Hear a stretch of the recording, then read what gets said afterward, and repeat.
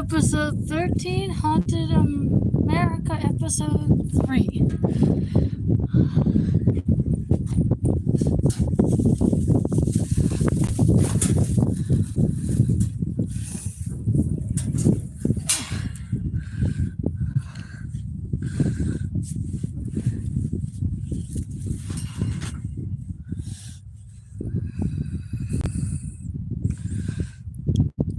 First outside live since the cold.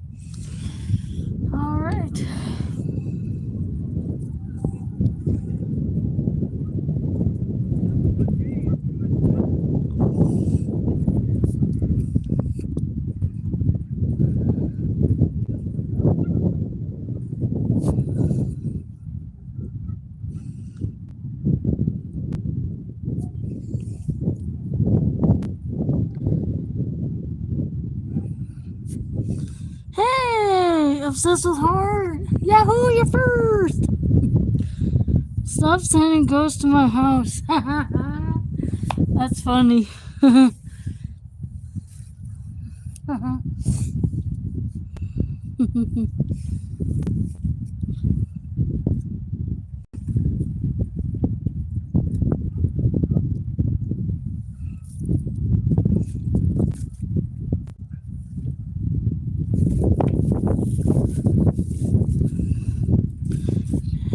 Hey there, Rich.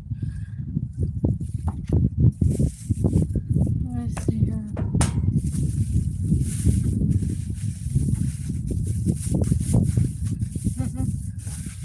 There we go.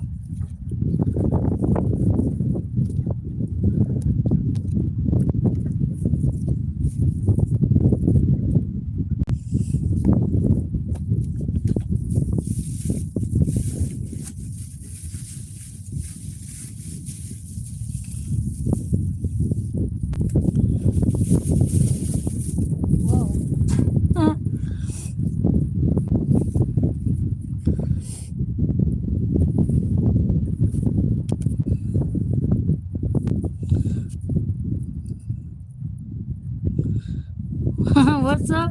We got more haunted stories. Obsessed with horror. Haunted more stories. Spell check. All that happens to me all the time. Rich, I know. Autocorrect, I get it. Happens to me a lot too. My phone does weird things like that.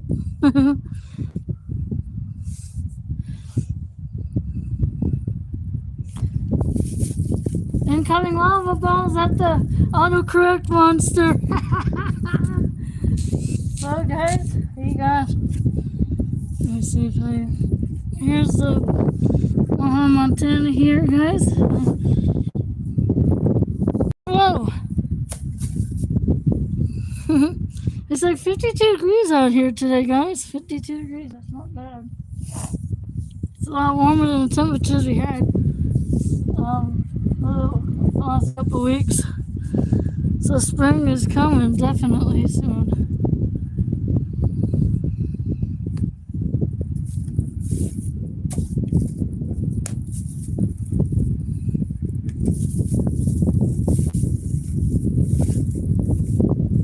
Wow. What books are those? Sister, those are. This one is called Haunted Montana here, and this one is Ghost Stories of Montana. Let me see.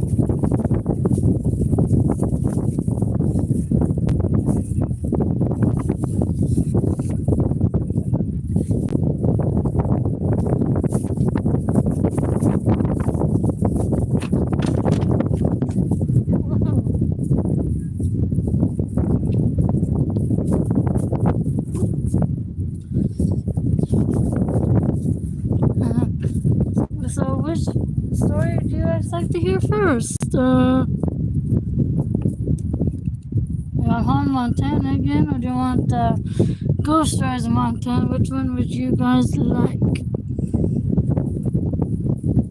Sorry, the wind's kind of catching up here, like, coming up. Sorry. So, which one would you guys like to hear first? Which one would you guys like to hear first?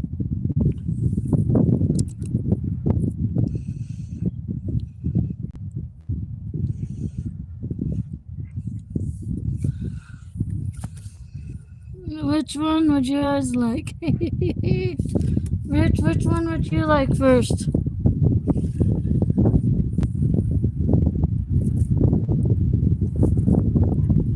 You got the Ghost Stories of Montana or Haunted Montana. Which one would you guys like? Whoa.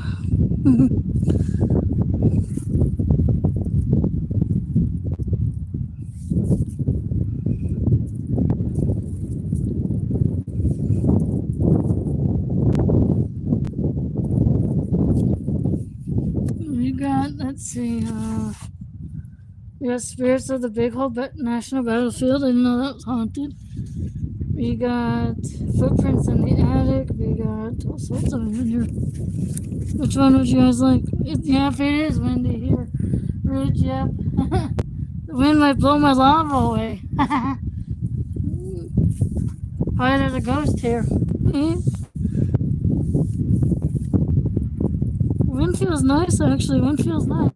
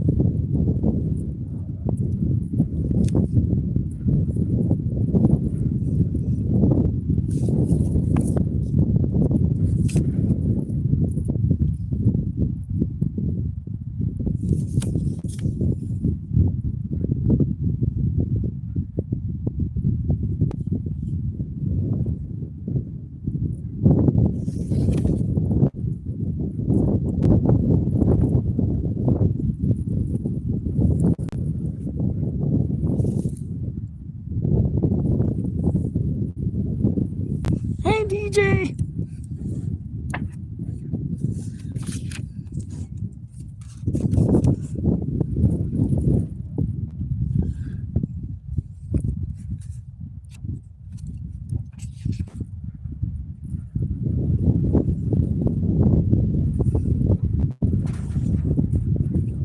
Out here. It's cold. So do you guys, let me see, I'm sorry guys, I'm trying to choose one. Do you guys want the Grand Colors Ranch? Which one would you guys like today?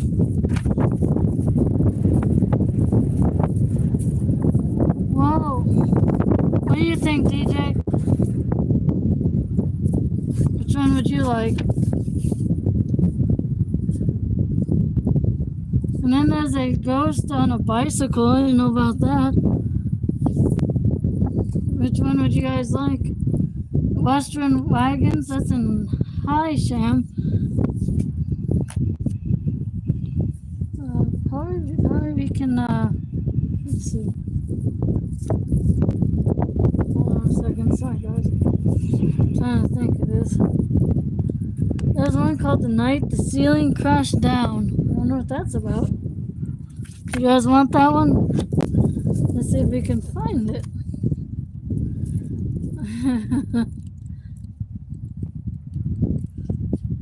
Here we are, guys. This one here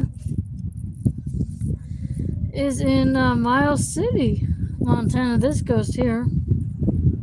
It's like a bar that's haunted.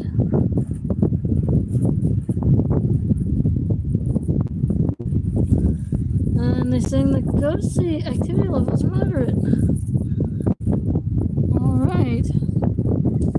So they're saying the history. The First National Bank was designed by well-known architect C.S. Hare. I think that's how I pronounce it, I think. Was built in 1910. For many years, the second floor hosted the prestigious Miles City Club, Montana's oldest social club. Wow. I didn't know they had that there. And it was founded in 1884. Wow. I'm sorry guys about the wind coming up, so sorry.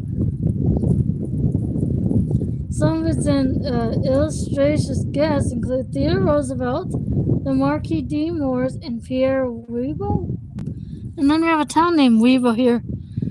Oh, I've been doing well, Rich. How about you? How's it going where you are?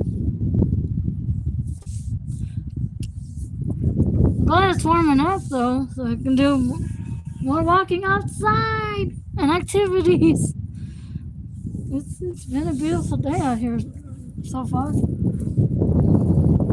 sun's starting to come out and stuff like that, which is a good thing. They said the Fall Lake Private Club is now a fine public restaurant now. Didn't know that before either. That's pretty cool. They said the phenomenon that happens is a blurry figure. It was seen on the stairway that leads up to the restaurant. And they said cold spots and odd noises are noticed by bartenders when closing up for the night. an enormous crash as if the entire building had caved in was heard by one of the bartenders as she locked the stairway gate one evening. Rachel Honor here for you, my friend. Prayers to you, my friend. I get that. The snow is melting at least, you know.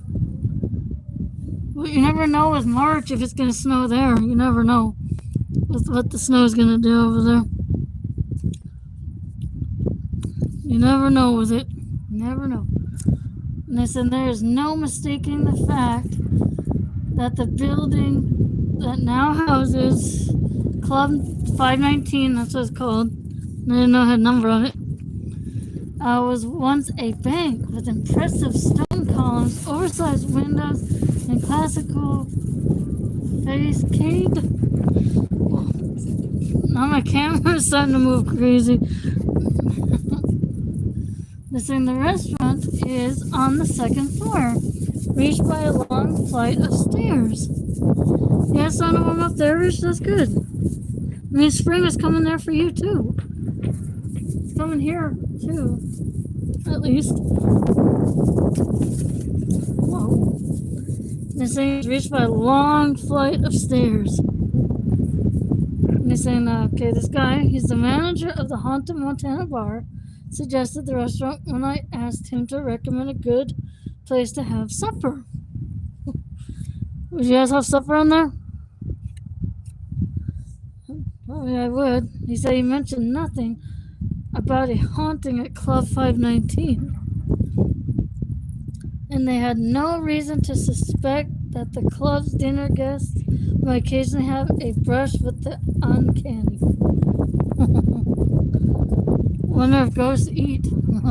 They probably don't, but you never know with them. Yep, you're above freezing, so are we. We're above freezing too. I mentioned at the, previously it's like 52 degrees out here. It's 52 degrees, actually. So they say in the moment this guy and woman and the author started up the stairs to the restaurant, however, the woman turned to the author and said meaningfully, "I have a headache. I think there's a ghost here," she said. Wonder what the ghost is. Many people experience a physical reaction to the presence of ghosts. Well, there you go. It might be a headache. I didn't know that before. Or perhaps the tension that the hairs on the back of one's neck are stirring. In their case, it's a sense of heavy pressure as if I'm at the bottom of a swimming pool. Wow. Hi, Joe's Candles! How are you today? How are you? Finally warming up here. We're at the gazebo today, guys. First Haunted Montana live at the gazebo. I'm doing well, Joe's Candles. Finally got to do an outside live. Finally. I haven't got a chance to do it in a while since it's been cold and stuff like that. You haven't checked in on Yellowstone lately, Rich? There's snow over there, actually. There's snow at Yellowstone National Park going on, and a lot of things are going on over there at the park. And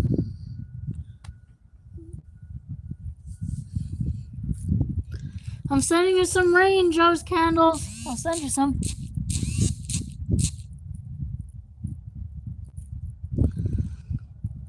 Yeah, I'll send you some. I'll send some rain FedEx, Joe. I'll send you some.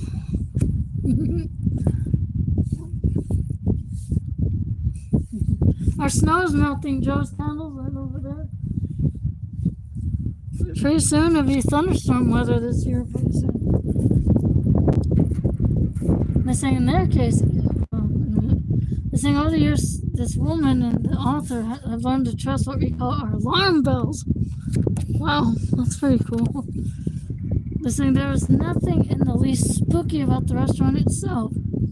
Most of the tables were occupied so the servers were busy. Dinner was excellent, but for some reason my gaze was continually drawn to the tall windows.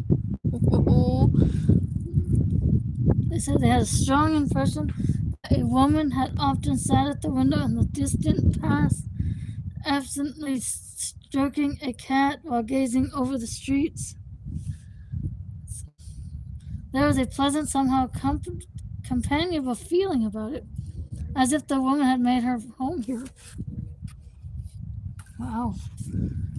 They said they decided to wait until after dessert to ask about ghosts. By then, the crowd had thinned, and our hostess, Ramona, was able to take a short break. She told us that she had worked as a head waitress at Club 519 for 6 years. She's probably been there more now because this book's been, was published in 2007. And before that, she was in charge of hiring at the Olive Hotel where they were staying that night. As they had suspected, Club 19 was indeed haunted. There are 2 ghosts, one male and the other female, she said. They said the male ghost doesn't like it when it gets busy in here or when there are big parties. He likes it quiet.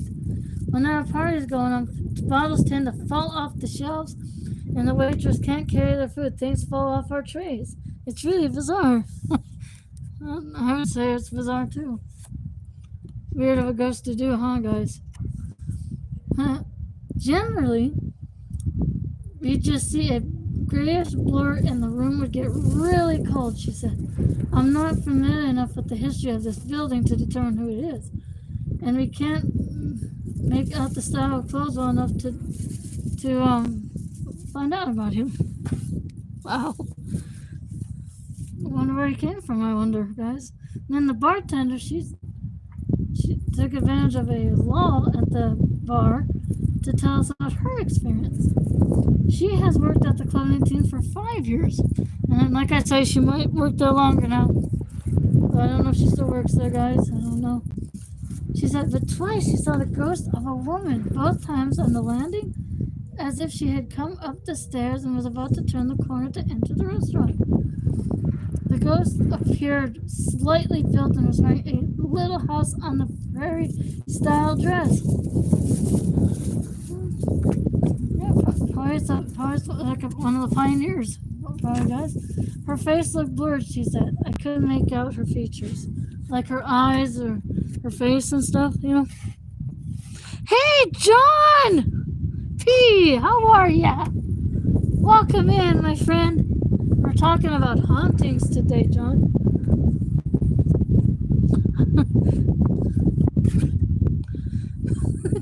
It's kind of windy here, John. P, it's windy. Sorry about that. Yeah. I love haunting stories, John P. I've been a fan of it since I was like a kid, actually. It's cloudy and windy there. It's Portugal, right? Portugal? I'm trying to remember. I am really sorry about that. Portugal. This is Montana here. The scenery right here, John P. Mom's in the distance over there. It's really pretty. It snowed in the mountains again recently. These are beautiful mountains too. Yep, and Montana is Spanish for mountain too. That's pretty cool. We're known as the treasure state. We're known for.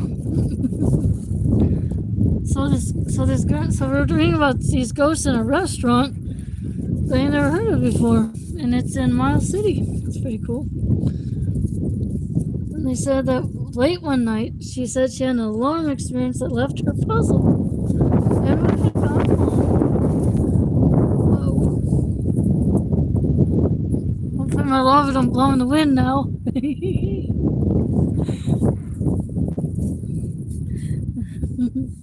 So then she said, She closed the restaurant as usual and started down the stairs to the ground floor. Okay, wonder what this ghost is up to. She said halfway down, she paused to lower a iron gate that blocks the stairway.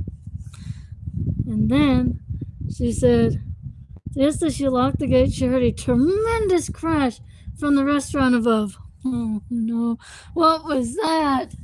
Wonder what the ghost is doing up there. It sounded like the whole ceiling came down, she recalled. Reacting instinctively, she ran down the stairs, snapped off the lights, and ran out the door.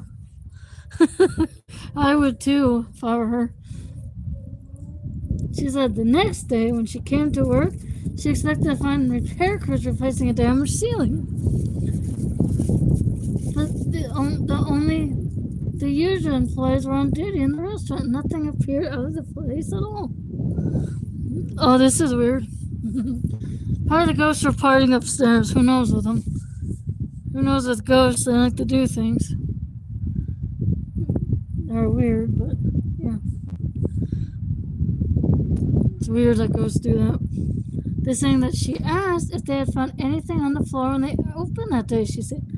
But they hadn't. So she told them what had happened. We couldn't figure out what had caused that noise. That's weird, isn't it? There's no legend to account for the haunting.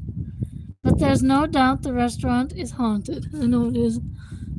I don't think I've been to Miles City, guys, either. I'm not sure if I have, but other bartenders have encountered the ghost of Club 19, felt cold spots, seen a blurred figure on the landing, and heard odd noises, always late at night after customers have left. They say the haunting may be associated with whatever was on the site before. The female ghost looks like she's from the Homestead era. Yeah, she probably is. She said she doesn't wear a bonnet and her hair is scraped back. Wow, that's pretty cool. While she was speaking, we were all suddenly engulfed by intense cold. We looked around to see if we were sitting under an air conditioning vent. That can be a possibility sometimes too. The nearest was about 10 feet away, and obviously not the source of that abnormal heat cold that seemed to hover above our table. On impulse, I stood up and took a photo with my digital camera, the author said. The photo showed an orb hovering near the ceiling about 15 feet up beyond the air conditioning vent. At that same time, the tape recorder I had been using to record the interview recorded a strange whispering voice that did not belong to any of us. It sounded like a woman's voice commenting on our discussion. Unfortunately, her words overlapped Kim Smith, and only two words could be made up. No, and after a few indecipherable words, returned. Weird, huh? Weird ghosts can be like that. Hold on a second, guys. Making sure my chat's okay. There we go. And then they say they suddenly remembered the woman they intend sitting beside the window, looking at the town. Was the building overdivided into apartments? I asked. The woman didn't think so, but perhaps research into the building's 1930s and 1940s history would provide an answer. Without historical input, it's hard to know who the ghost or ghosts may have been.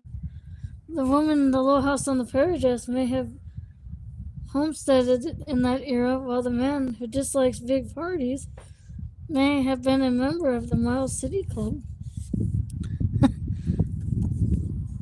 Someone who enjoyed the peace and quiet of an executive gentleman's club and resents the intrusion of large groups of people.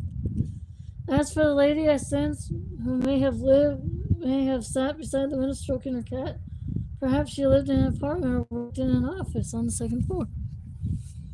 She probably did. Where whoever the ghosts are, the employees at Club 519 take them in stride. After all, even though the ghosts don't leave tips, they do add a bit of spice to a day's work. Weird, huh, guys? Then they said, be sure to try the Huckleberry ice cream if you stop in to eat there. And if the space around your chair suddenly turns abnormally cold, you may have been joined by one of the club's unseen visitors. That's very scary. I didn't know that they had one there. Hold on, guys. I gotta put on my coat. Brr.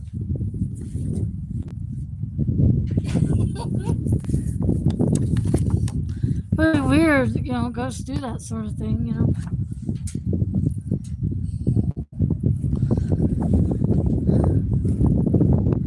Brr.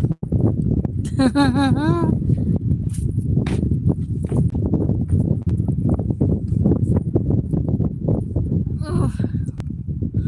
Brr.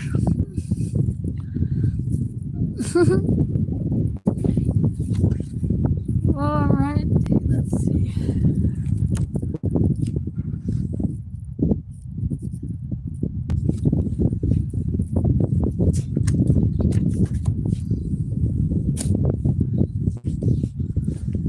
Here's another one, guys. Let me see if I can find it. It's called Boots on the Boardwalk and Other Nevada City Stories. I wonder what that is. Let's see if it, let's see.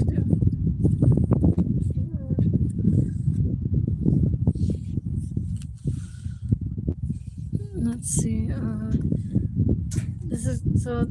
This is in Nevada City. I don't know if I've been there though.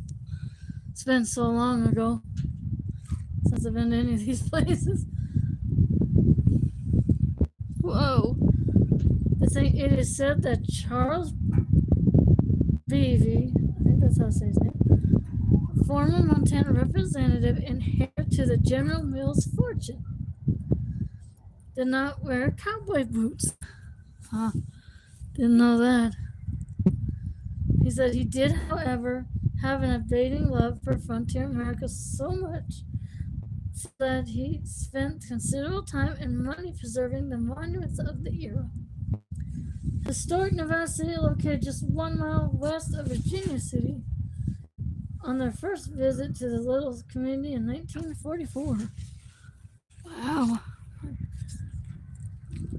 Soon after, they became dedicated to preserving its historical heritage, with ambitions to initiate a preservation program to fight the fragile monuments from the town's past. The Bovies. Sorry, guys, I think that's his name, but this is the first time I heard about this guy. Whoa. So they began buying buildings that they could. And this would be working in conjunction with the Bovie Finance Montana Historic Landmark Society. They eventually came to own roughly 1/3 of the buildings in Virginia City. And guys, Virginia City is one of the ghost towns we have here. And there's a ghost story about that I'll get to probably Wednesday maybe. Or something, we'll get there.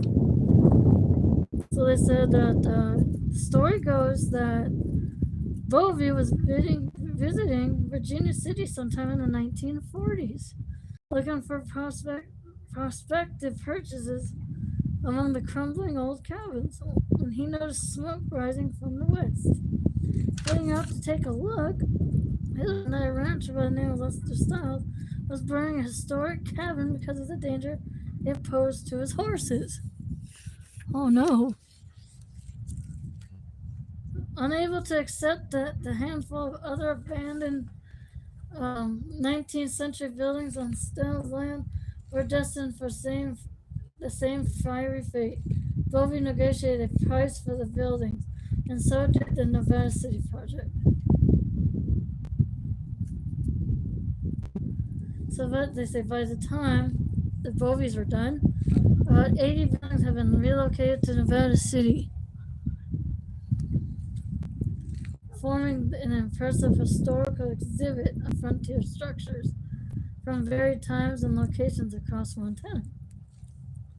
Thus, the former ghost town was expanded and elaborated and turned into something of a serious-minded Old West theme park, set in an authentic locale and stocked with real-life structures from that time.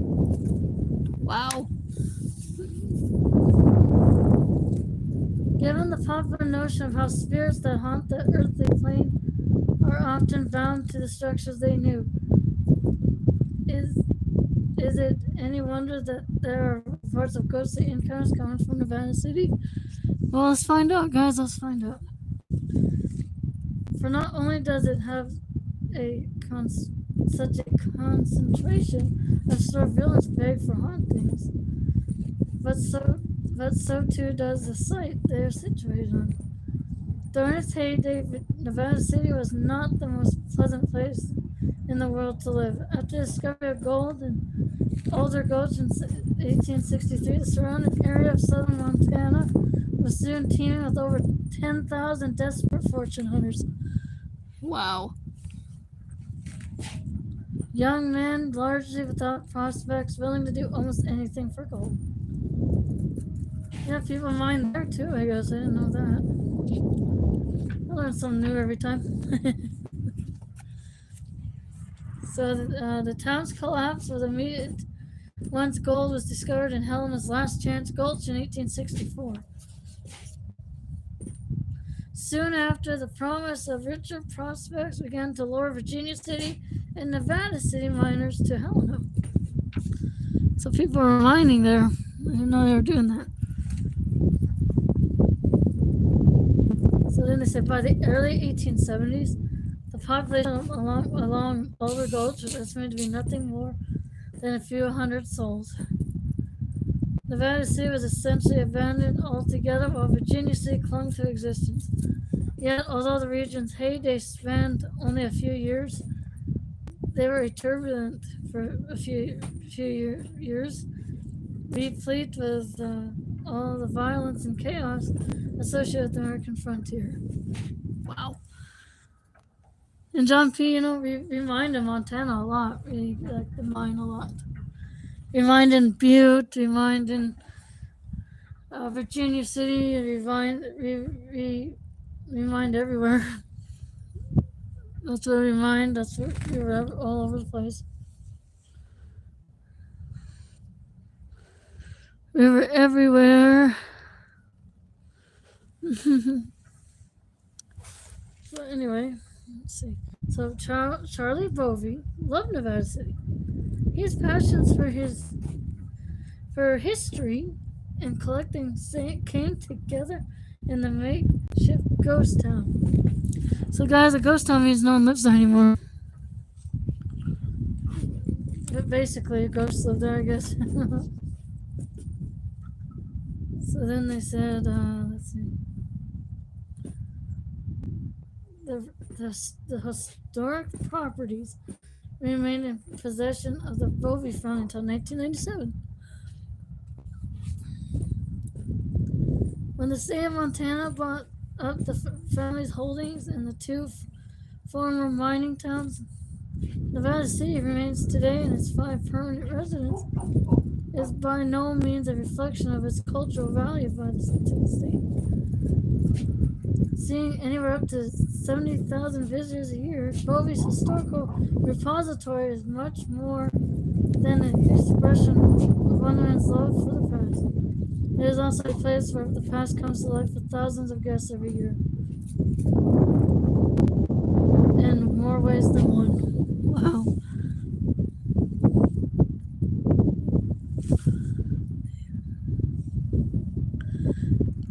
Yeah, John P., let's do that. Let's go visit.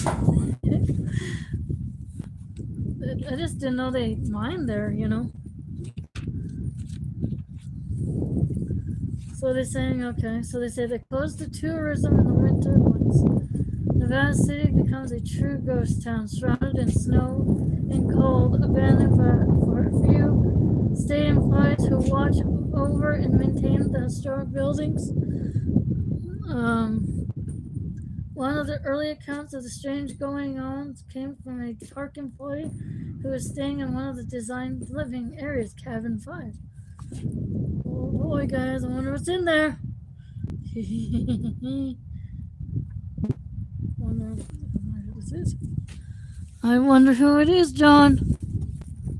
And Rich, and you guys, I wonder who it is. The event took place on a spring evening in 1999. A long winter's chill was still hanging in the air, and the ghost town would not be open for several weeks yet. The same place that was sleeping in cabin 5 was still in winter mode. He had long gotten used to the quiet of his station. Those months there was not much traffic passing through Nevada City, pedestrian or otherwise. Wow. Didn't know about that. Let's go. And then they said, so he was quite astonished to wake up in the middle of the night to the distinct sound of footsteps on the boardwalk outside. The distinct footfalls were plodding, moving across the boardwalk on heavy heels. It was the sound of cowboy boots worn by someone heavy. Probably it's Charlie Bovey. The employee hastily threw on some clothes, slipped into his boots, and ran out into the cold night looking for the person who had decided to take a walk through the deserted town at that hour. Outside, he didn't see anyone, but he could still hear the heavy gate on the boardwalk near the center of town. The employee went after the sound until he got to the entrance of the visitor center. There, the footsteps suddenly stopped. He braved the cold a little longer, taking a quick tour through town. There's no trace of the late night visitor. I wonder who this late night visitor is. Another employee who also lived in cabin 5 claimed to heard the same footsteps many years before. Wow. So guys, this is what Nevada City looked like back then. It's really pretty, isn't it? I don't know if anyone lives there anymore, but I wasn't there when they were in a ghost town. It's still a ghost town, I believe so. So this happened in 1970. Person said this. Hold on a second, guys. I'm sorry. The wind's blowing my book. So they said, okay, there we go. In the 1970s, there we go. So they said on this occasion, there we go. It was deep in the middle of winter, also like this incident. But the snow piled deep along the buildings and around the boardwalk. This employee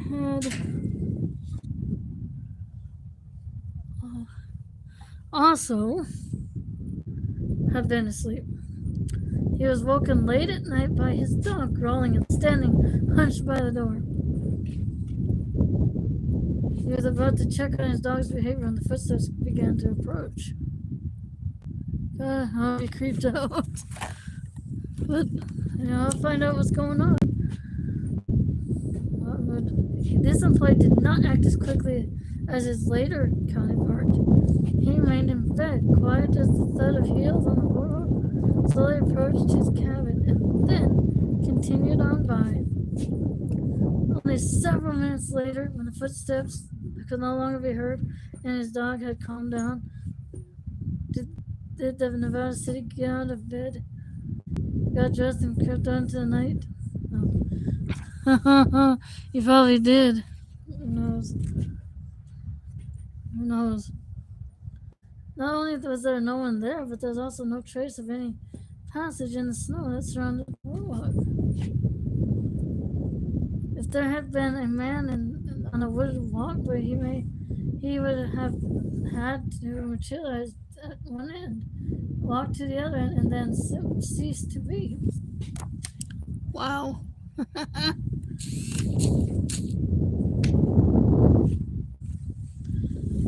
Brr, guys. Sorry, I'm kind of getting cold, but I'll be fine. The same disembodied footsteps are not the only inexplicable occurrence reported from Nevada City. The same in Nevada City exists as something of an antique amalgam I think that's how you say it. The front of the hotel is an old stagecoach, a stop from a small town of Gaffney, south of Twin Bridges, dating back to the 1860s. Wow. Bovey, sorry guys, had the stage depot taken apart, transported, and then reassembled on the site of the Nevada City Hotel. They said they have a dormitory from the early 20th century that served as a residence for seasonal workers at Yellowstone National Park. Wow. I gotta get back to Yellowstone, speaking of which, I gotta get back there. The stage stop and the dormitory were attached to form the Nevada City Hotel. Whether the ghost said to reside within or from Gaffney, Yellowstone National Park, or just down the street is anyone's guess.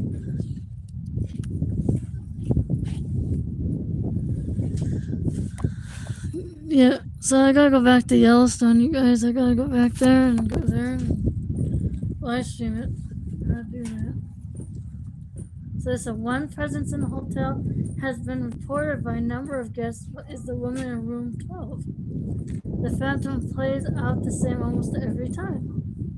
A guest, usually in room 11, is distracted from sleep by a sound coming over the other side of the wall. It is a woman, and she is obviously unhappy, crying loudly and continually through the night. Sometimes the room in room 11 manages to fall asleep and sometimes not. But either way, the woman's wailing in the next room have never been interrupted. Be it respect for privacy or simple unwillingness to get involved with the stranger's troubles, not consolation has ever been offered to the woman on the other side of the wall. Wow. Thus, no one can say for certain why she is mourning. They're not sure. Though many guests do make a point of telling the receptionist about her the next morning, expressing concern or irritation. They soon learn that there is no one staying in room 12. The startled guests then are also told not to worry about their sanity. Crazy, isn't it? For they are not the only ones to hear wails coming from the unoccupied room. She has been a resident of the Nevada City Hotel for quite some time. They say another incident involved a film crew that used the old bar in the hotel for a set in the winter of 2001. A few days before the film crew's arrival, a hotel employee was taking inventory into the bar when she had some minor difficulties with her tools. Wonder what was causing that. A flashlight she had laid down on the bar vanished a moment later, only to be found a few seconds later exactly where she had left it. It was a minor incident, but it left the employee with a certainty that things in the saloon were not quite right. Wow, guys. That's something, isn't it? Oops. I just lost my place. I got it. It's saying that something was there, a presence that she did not understand. As it turned out, this presence loved an audience.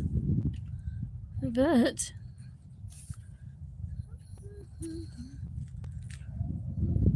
A few days later, the film crew was in one place.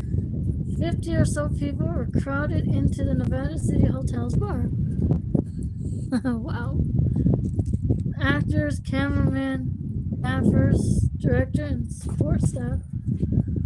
She was there as well, the park employee. The buzz in the room went quiet, but the directors called for silence. Then came the order, action! That's what directors do. And the camera started to roll. Only seconds had gone by when the quiet in the room was broken by the sound of loud footsteps directly overhead. Someone upstairs had not taken the director's order to heart. Guess not.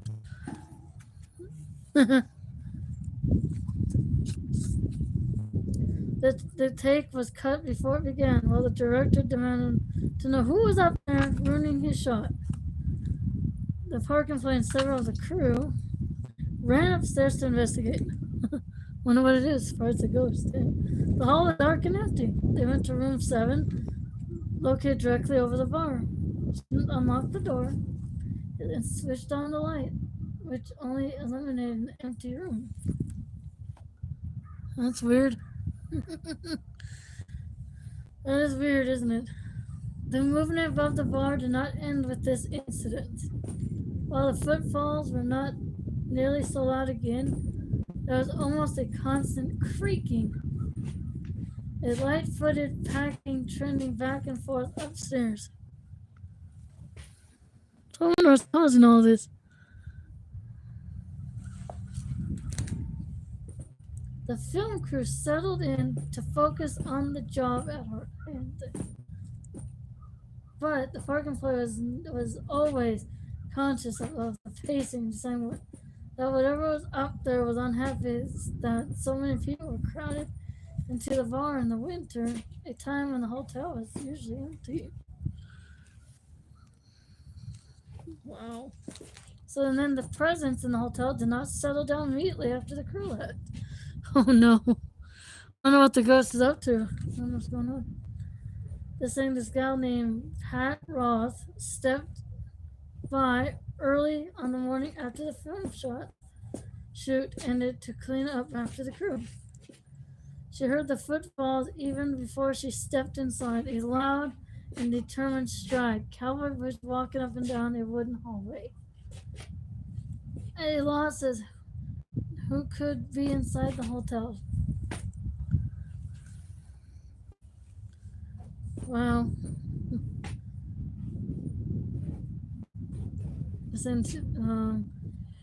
She walked in cautiously, following the sound of the footsteps to the hallway on the main floor. The footfalls persisted, even as she was standing there looking at an empty hall. No one was in sight. Up and down the hall, the agitated sound of cowboy boots on the wooden floor continued, yet there was no one there, and the hallway was carpeted. Wonder if it was Charlie Bovey, guys. Wonder who it was. It was him.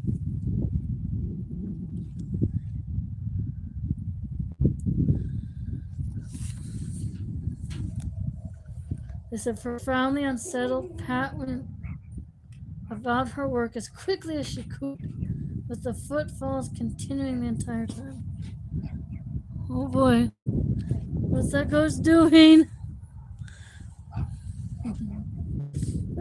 And she said the job took her an hour, and she was glad when she was finally able to leave and lock the door behind her. When she returned later that morning to pick up some chairs from the bar, the boots were still clomping up and down in the hall in their agitated tempo. She did not remain in the hotel any longer than she needed to.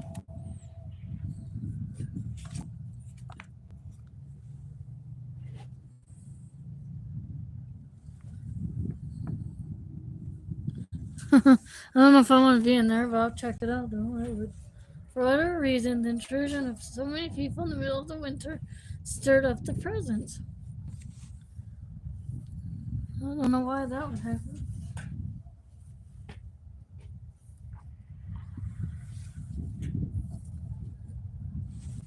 Whoa. Whoa.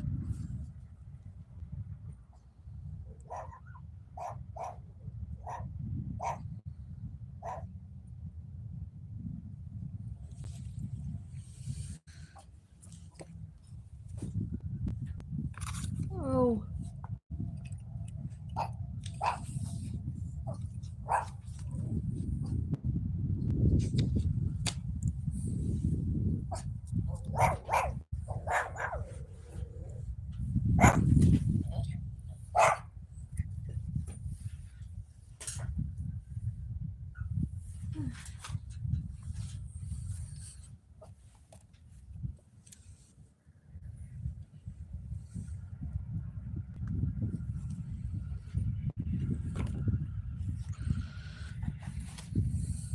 And so they say when this lady Marge, it's the same lady that reported the other things, she said what happened. She returned later that day.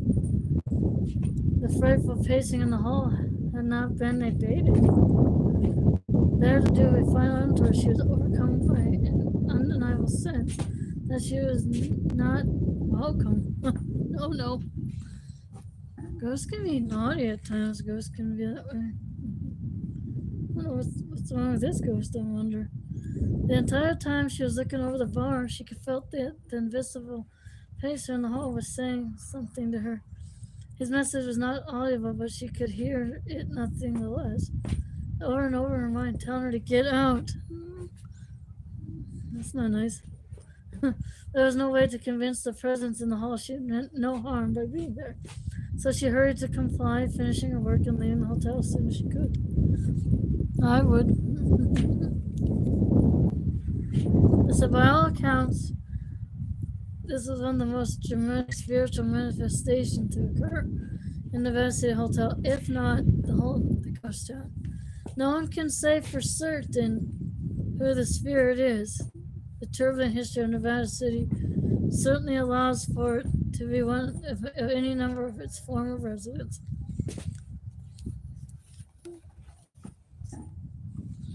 Listen, those people are hoping to keep the number of restless spirits down to as low a number as possible.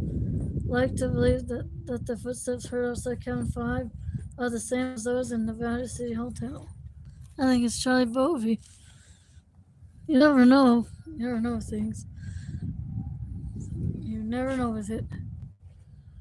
And they say it is true that both phenomena have manifest in the exact same way. But of course, no one can say for sure if they are the same or not.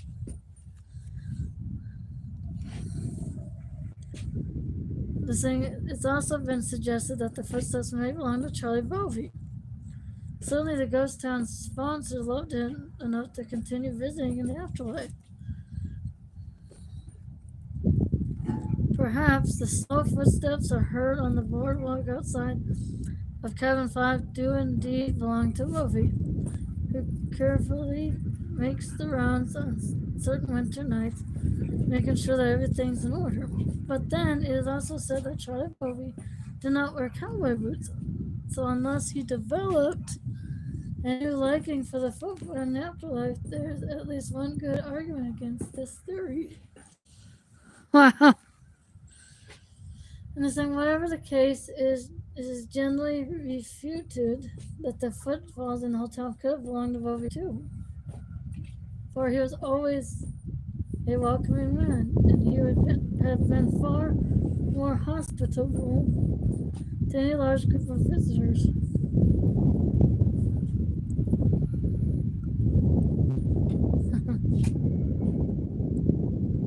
To the hotel, no matter what time of year. Of course, the woman in room 12 and the spirit belonging to disembodied cowboy boots are not coming forward with any information to clear up the matter. I don't know. Guys, this is a mystery, isn't it? So thus there is usually the case of supernatural phenomena. The occurrences in Nevada City leave little but unanswered questions in their wake. Wow. Didn't know about that one, guys, hey? That's Hannah Montana for you.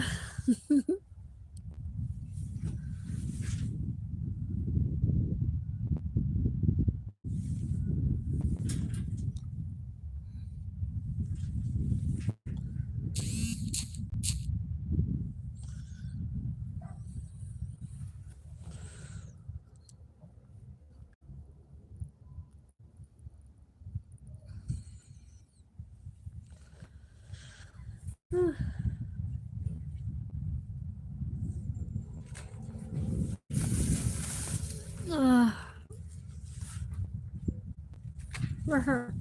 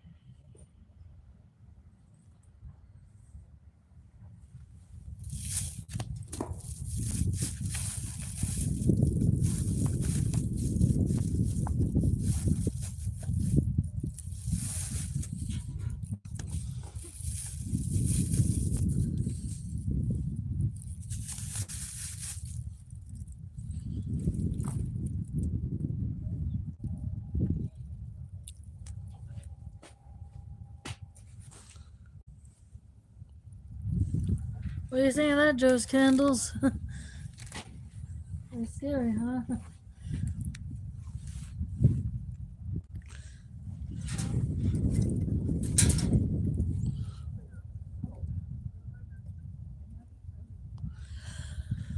Oh.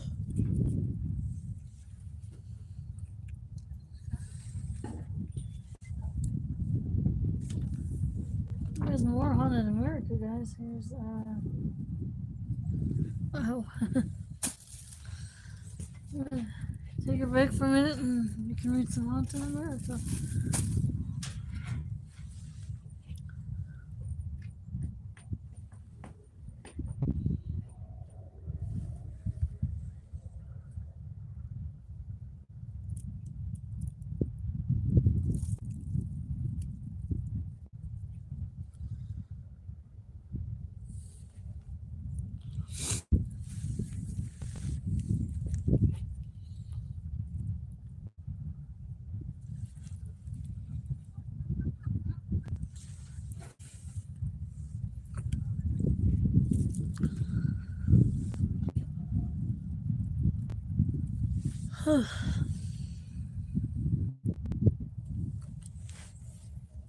Didn't know there's hauntings in Nevada City myself.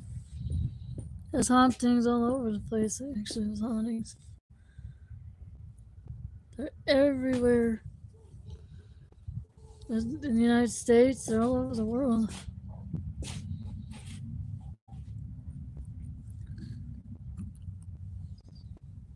Montana even has UFO stories too. I'll read that to you guys too one of these days when I get that book. Order it. Order that and then hunt the Yellowstone will probably be this summer probably. This summer project.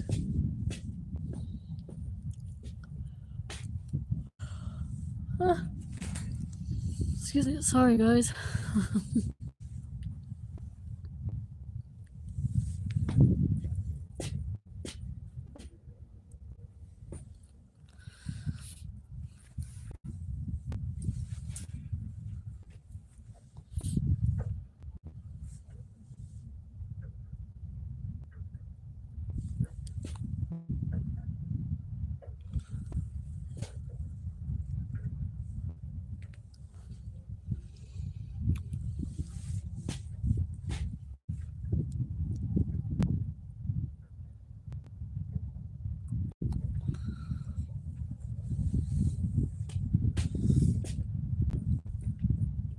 Then we got ghost towns, we have about those. Cemeteries maybe, abandoned prisons, spooky hotels, and other paranormal places.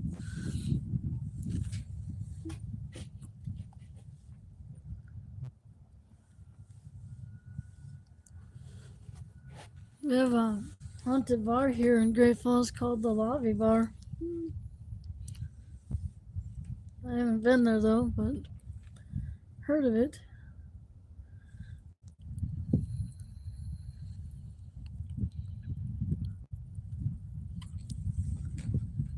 It's here in town. And then they say there's the Paris Gibson house that's haunted too by Paris Gibson's wife, and Paris Gibson was the founder of Great Falls.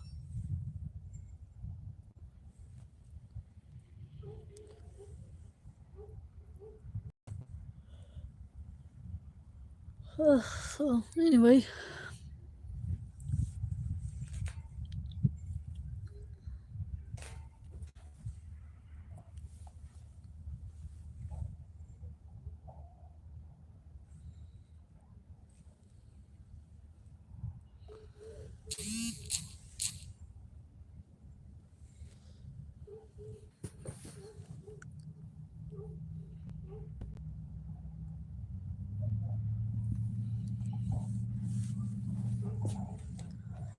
I read about the Paris Gibson Square Museum of Art is haunted. I did that like months ago. Like I think it was like the second episode. I'm not sure, but it's pretty weird too. I didn't know about that.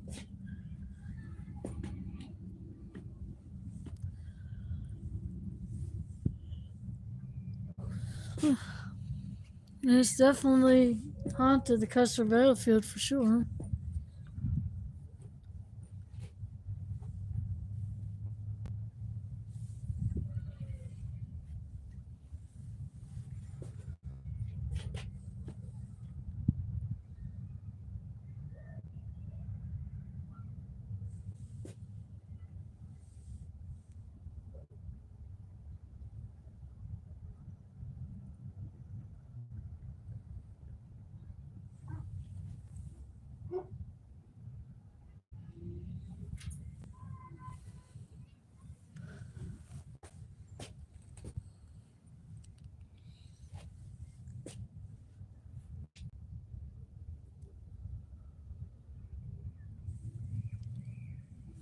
Guys, I wonder if these houses in the neighborhood have any hauntings. That's what I wonder. That's what I'm wondering right now. If any of my neighbors have haunted houses.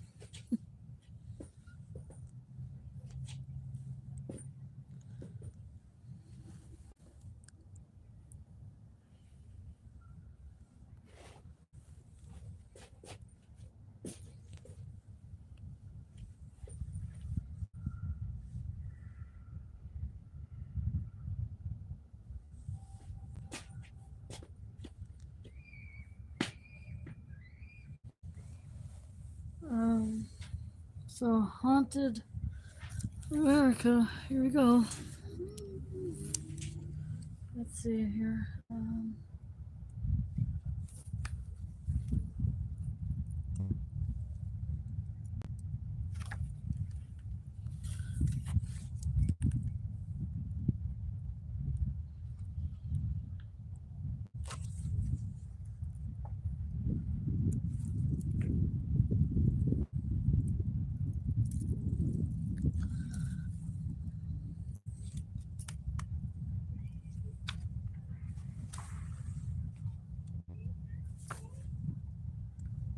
Yikes. The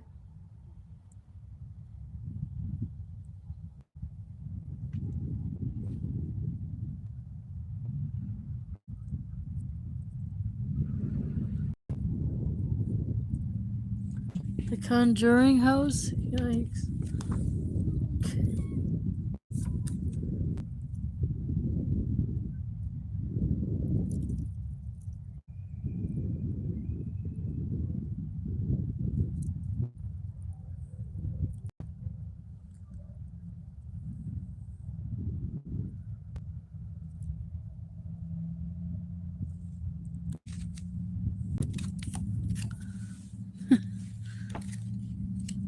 Hotel hauntings. We read about the Queen Mary.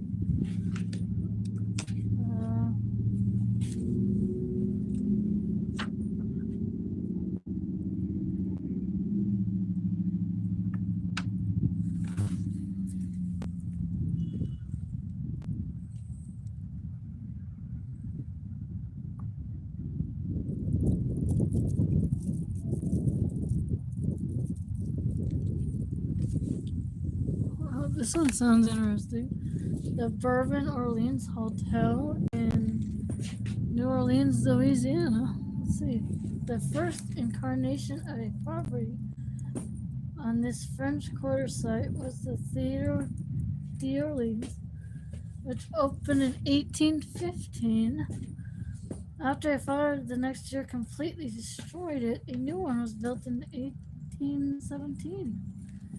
Designed by British-born architect Henry, I can't pronounce his name. And he was the designer of the United States Capitol, who added the Orleans Ballroom. The 1,300-seat theater soon became one of the country's premier opera hubs, and together with the ballroom served as an important forum for society, as well as the settling for some of the most prestigious social events in New Orleans. Wow. Wow.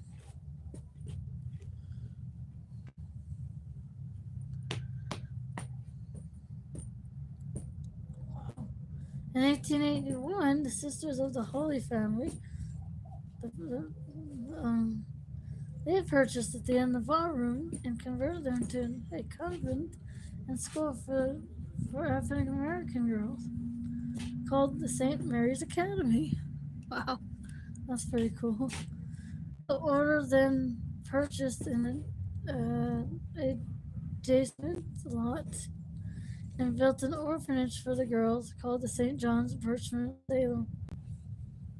And then in 1964, the nuns sold the building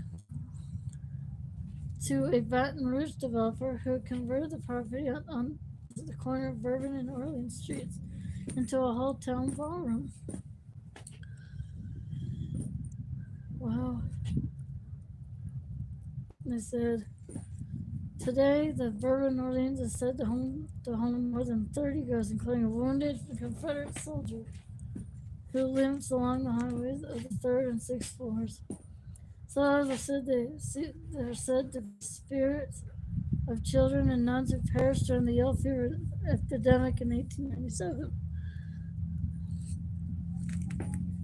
Guests have reported hearing the laughter of children in the halls, and the ghost of a little girl chasing after her ball is often seen on the sixth floor. In the ballroom, the spirit of a woman is often seen dancing by herself under the chandeliers. But the hotel's most notorious spirits frequent room 664. Uh-oh. It's a ghost and staff have heard tortured screams coming from the room. And some patron have reported waking up in the middle of the night to find a nun standing over their bed. Oh, jeez. Then they said this hotel sits at the site of a former military house, was dates back to 1722. Screams of pain and the sounds of groaning men have been heard in the Providence Shoals hallways, and guests and staff have reported seeing the ghosts of wounded soldiers. They say a young female ghost soon to be a nurse has also been sighted. In one of the vivid reports, the guest said that the elevator doors have opened once into a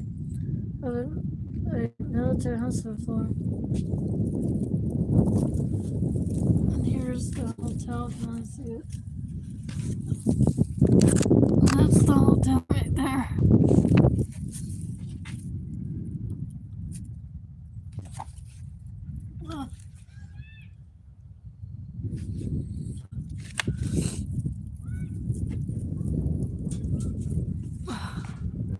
I am cold. And guys, pretty soon I have to head back. I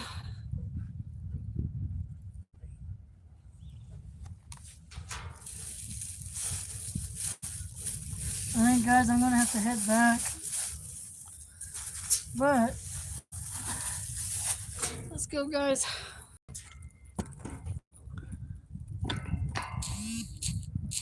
I have to head back, guys. I'm getting a little cold. Let's go, guys. Heading back home.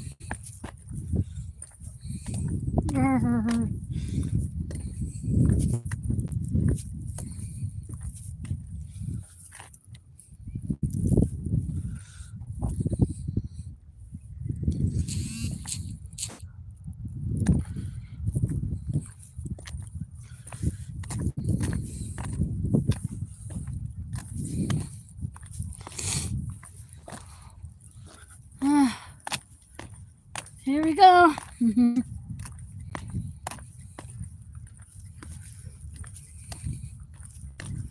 Well, at least we got to do the first reading at the gazebo today, guys. Pretty cool. We'll be back there again soon.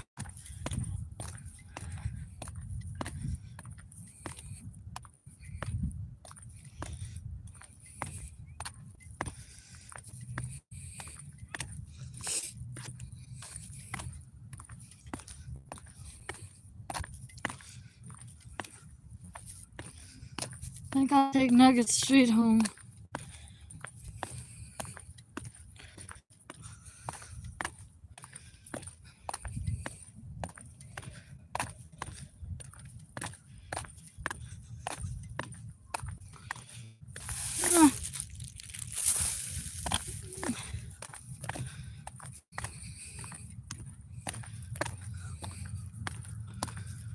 And besides, guys, if I might have to bring these in a backpack.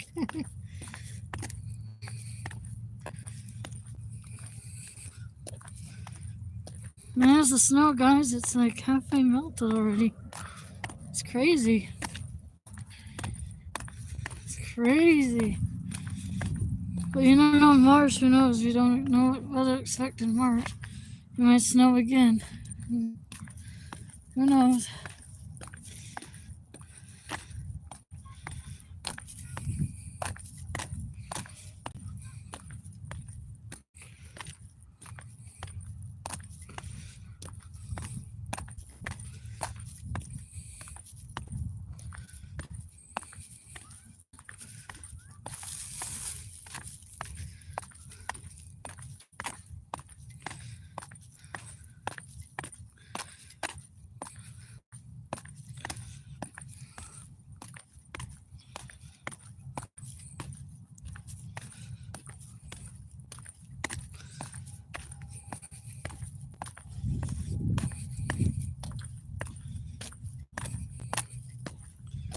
And guys, you can go to the gazebo on Wednesday if you guys want. You guys let me know. If you guys want to go to the gazebo on Wednesday, you can go there. You can go up there.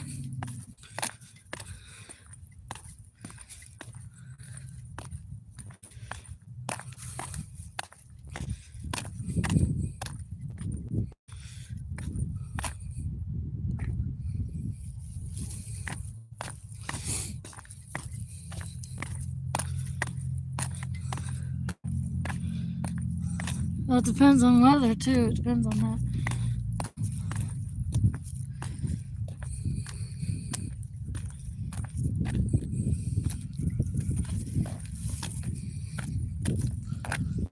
Oh shit.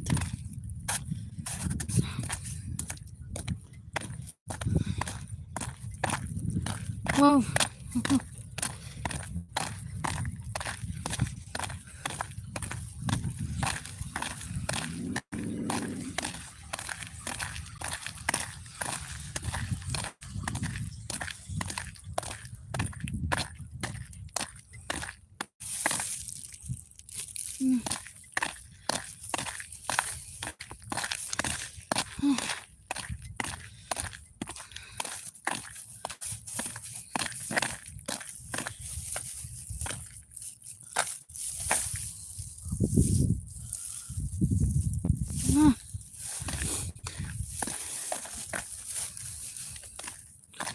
Shit.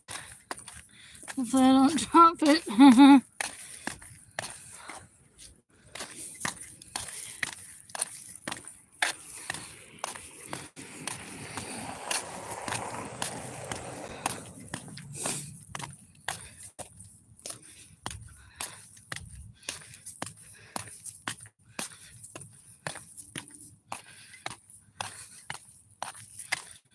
Here we go. Woohoo!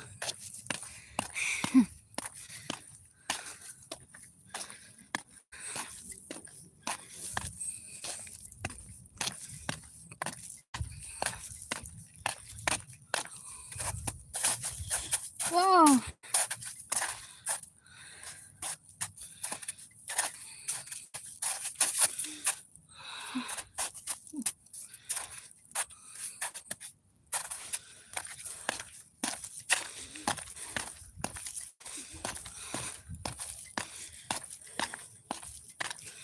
Should have brought a backpack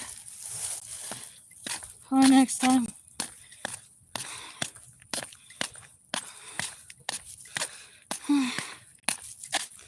Appreciate you guys.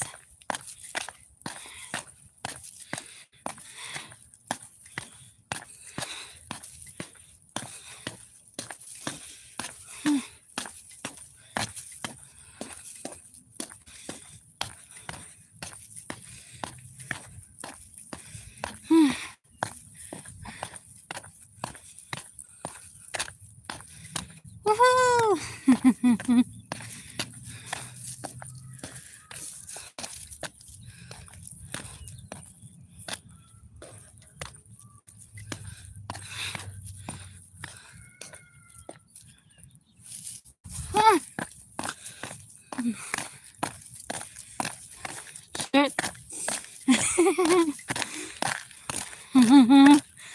I said it.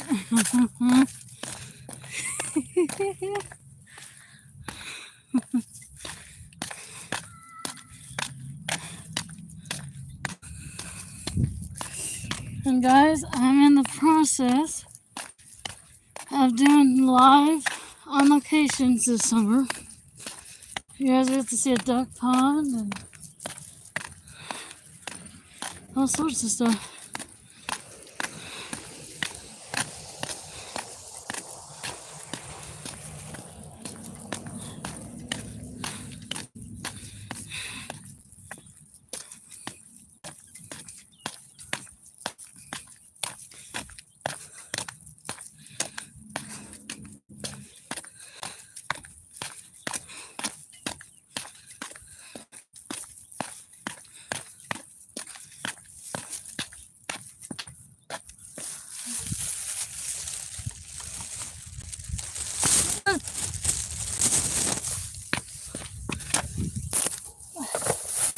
Oh.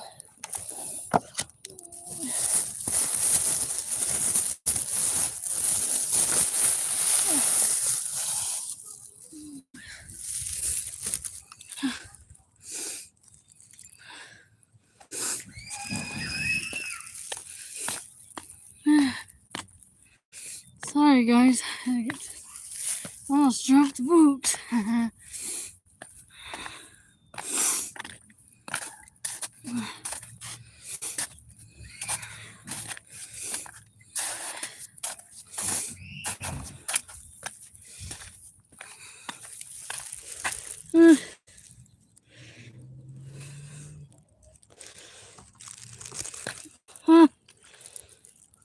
Whoa.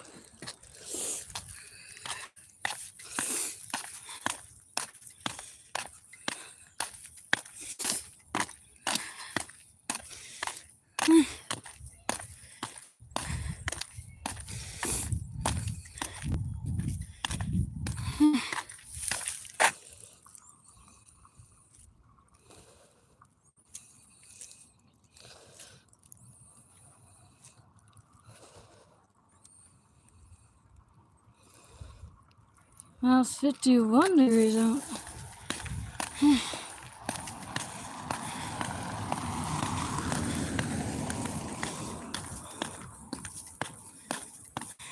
Ouch.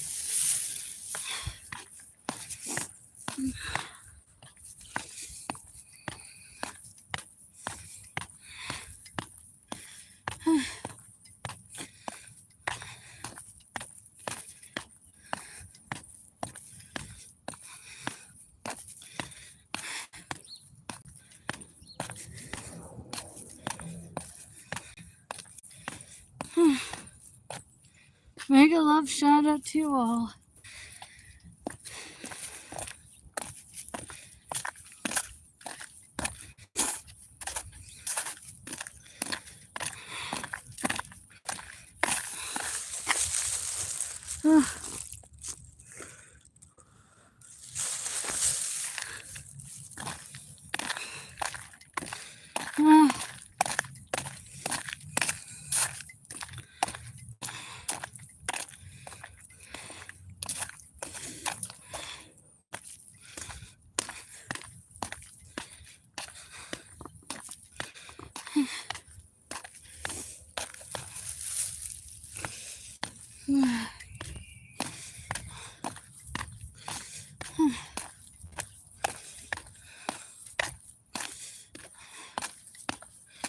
Almost home, almost there.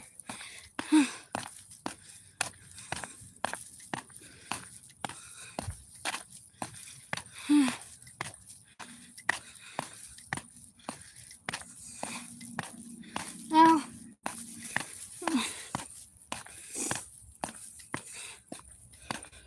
Guys, please connect with each other. Everybody here is amazing.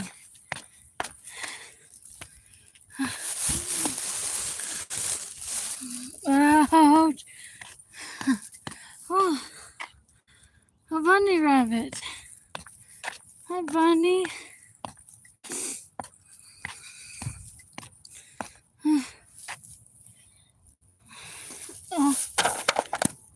shit, I dropped him again.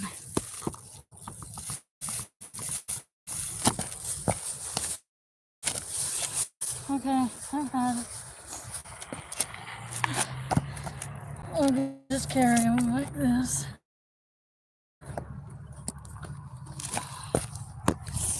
There, I'm just gonna carry him like this. There we go. Yay! We got him!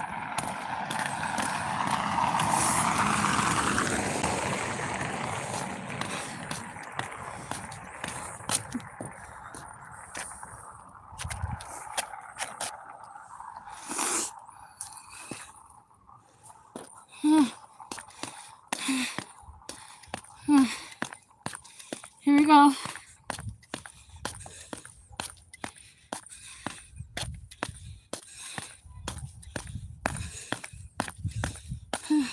Ow.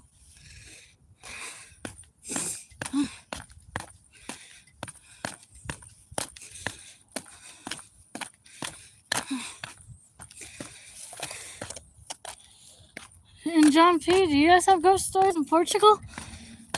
What do you have for ghost stories?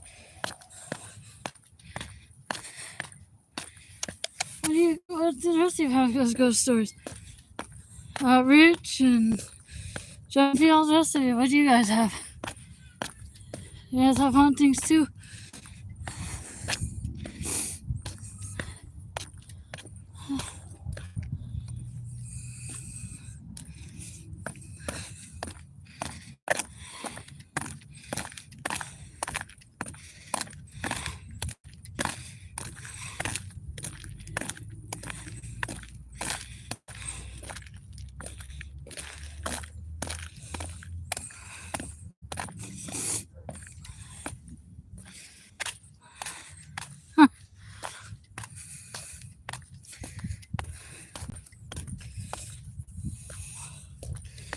Hold on again.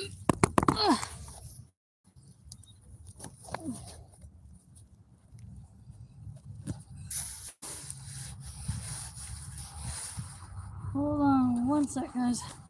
There we go. Yay!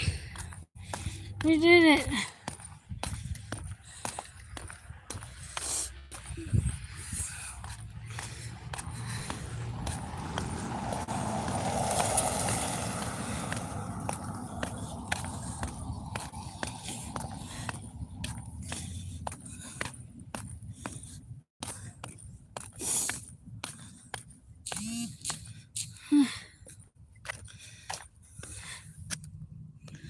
Ah.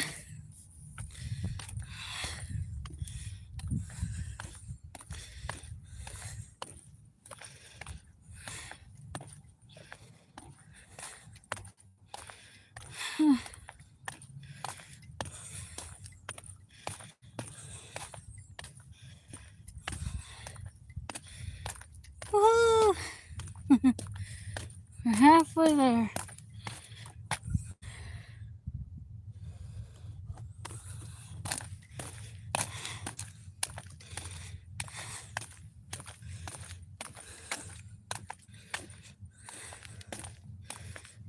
Guys, still snow there, but probably melt by the time the week goes up.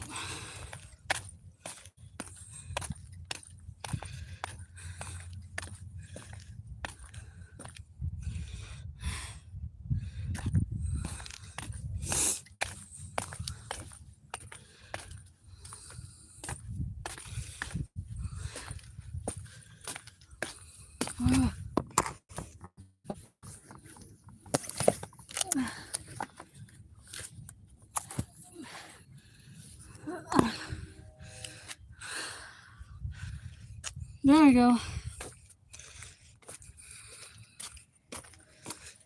Let's switch hands.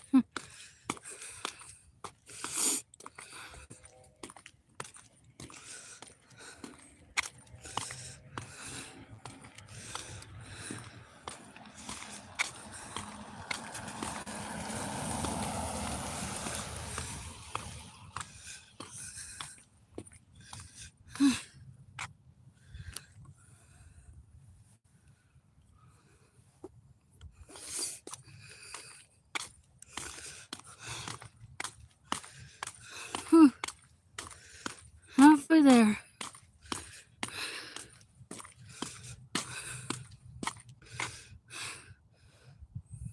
Ouch.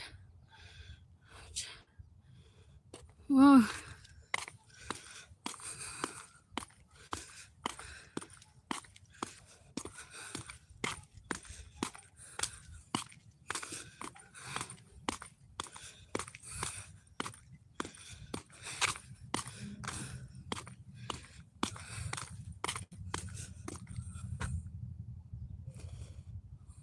Oh.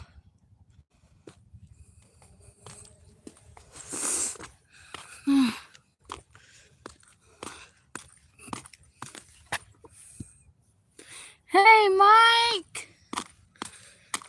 How are you? You just read some Haunted Montana at the gazebo, Mike. And now I'm walking back home. And I did Haunted America as well. I did that too. Oh, doing good. It's finally warming up over here. Are you guys still getting that Arctic blast in Jamestown? Yeah, it is nice here now. Finally warming up. It's in the 50s here right now. 51 degrees. It was 52 last time I checked.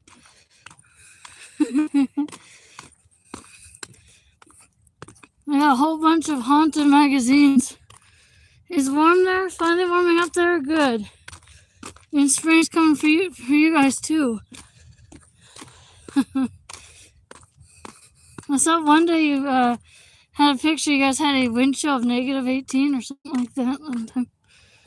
45 degrees there. Wow. I gotta fix my night bulb, by the way, too, so you guys can check your weather on there. So you can check it and stuff like that. And there's my hauntings there.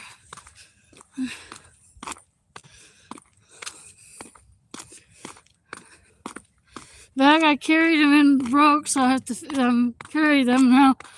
I might have to get another bag. So I have to bring them in a backpack next time I go walking.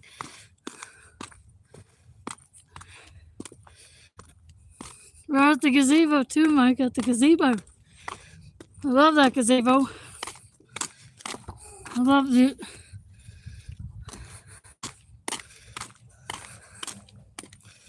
It's really cool. The wind came up too, but it's all good now.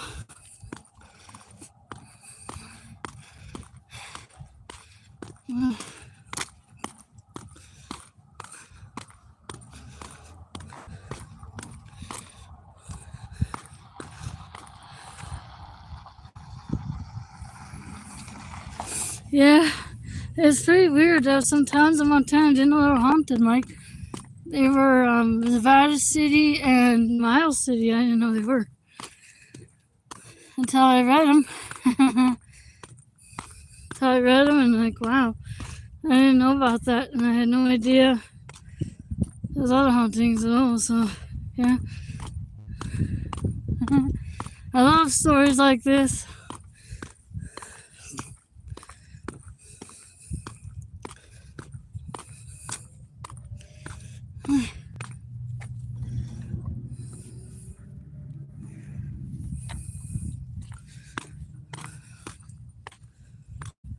The wind subsided for now.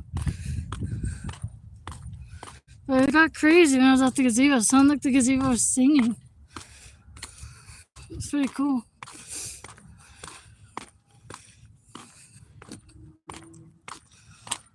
Look at that, it's just melting away. The snow is just melting, like, look at that. Is Wendy there already? In Jamestown? Did it move to you guys already? Arvin moved to yours? Sorry. Yeah, look at the snow, it's just melting away.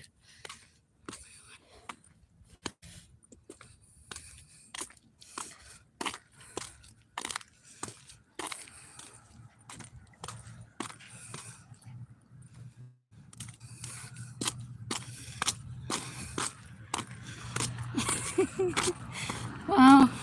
It's like a snow lake here.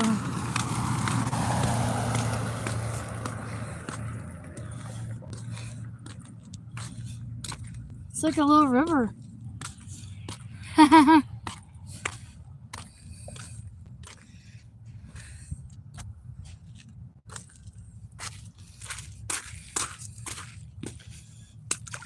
Whoops. Good thing I'm wearing boots.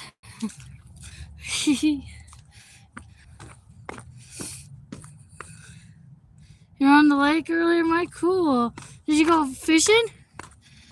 Fun. I haven't fished in so long. It's crazy. I gotta do that.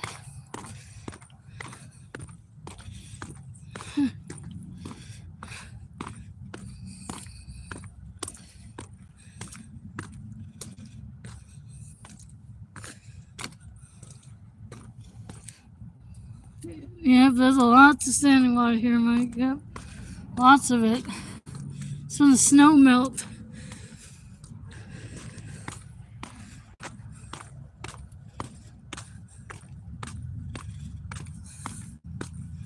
I think I have to get into the back door because the front door, I don't know what's going on with it. So I'm gonna have to do that.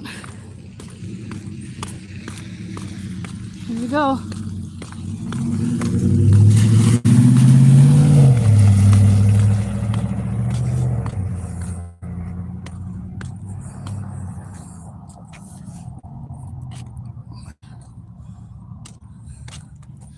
Here we go.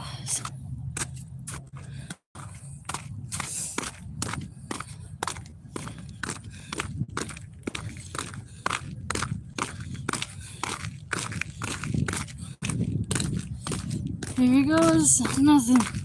Here he goes.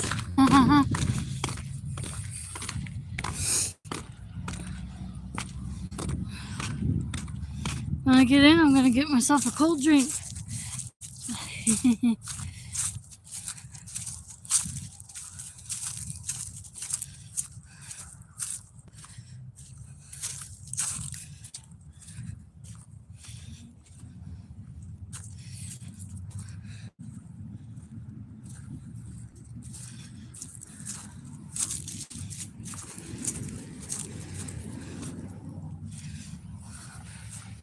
We made it! Yahoo!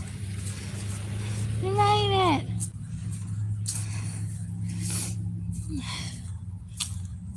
Woo!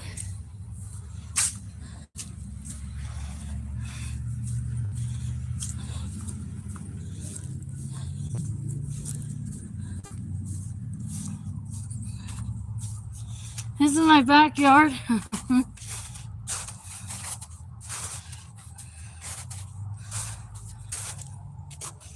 Wow.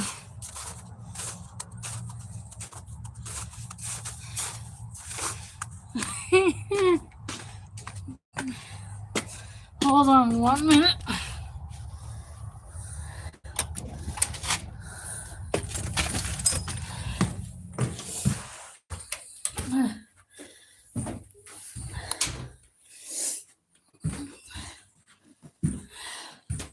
I made it.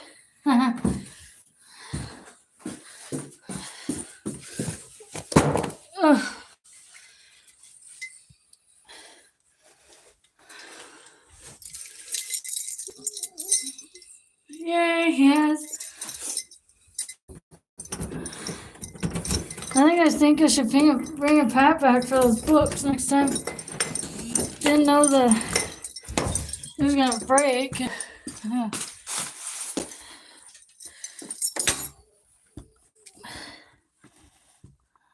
Okay, hold on 1 sec. There we go.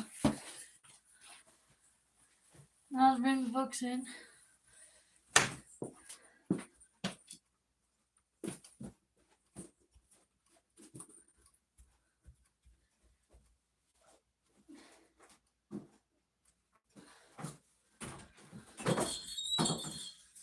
Yay!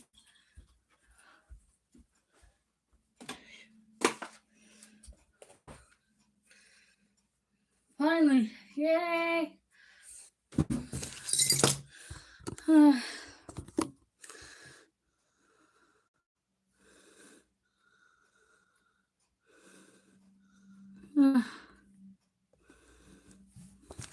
I'm gonna get a cold drink now. I need it. I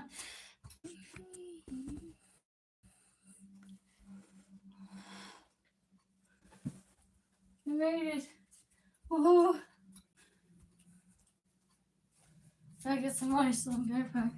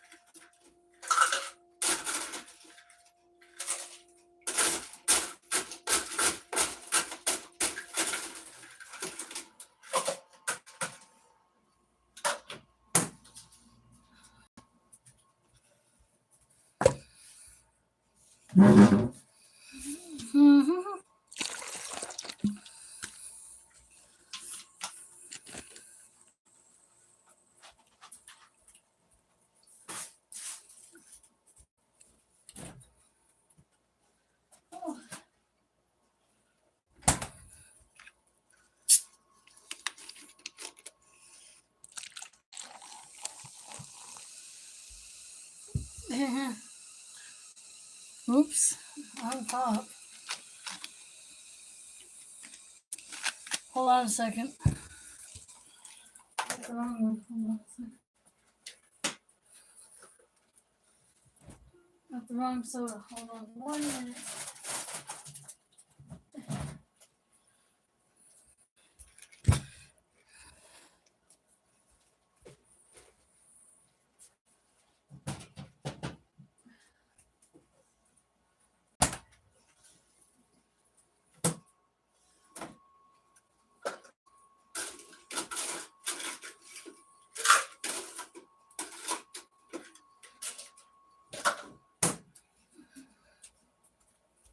Got the wrong soda, but here we go. I got the right one.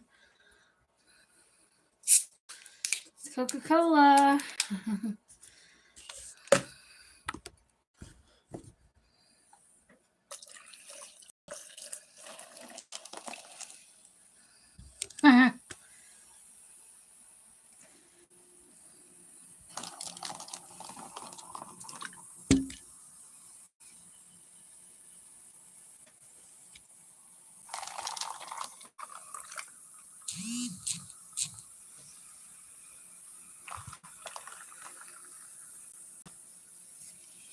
There.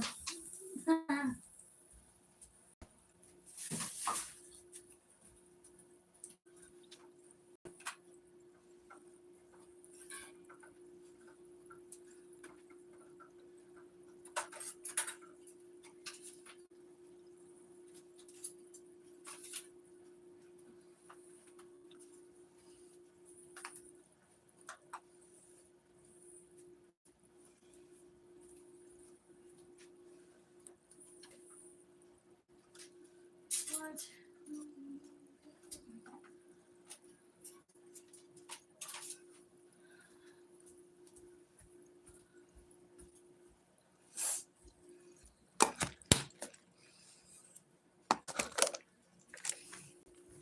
There.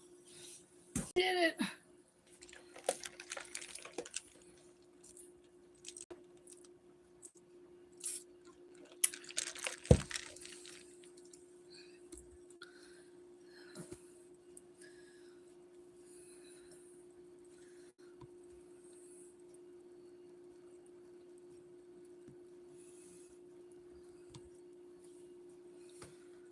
Oh.